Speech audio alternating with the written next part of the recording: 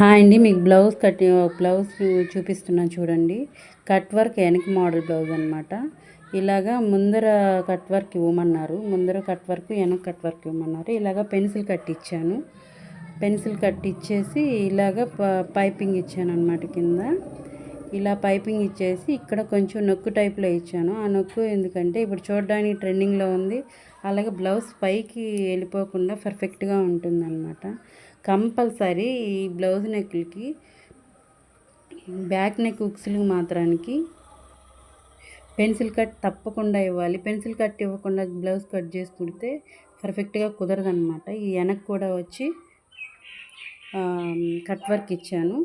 చిన్న నెక్లు గోపురం టైప్లో నెక్ ఇచ్చాను. బ్యాక్ ఉక్స్లు ఫినిషింగ్ చూడండి ఎలా ఉందో. అలా ఇచ్చేసి ఇలాగా చిన్నగా ఇవి పెట్టాను అనమాట. హ్యాంగర్స్కి అంతా చుట్టూ పైపింగ్ ఇచ్చాను. చీరలో వచ్చి ఏ కలర్ ఉందో ఆ కలర్తోనే పైపింగ్ ఇచ్చాను. అది నడుము వరకే ఇచ్చాను.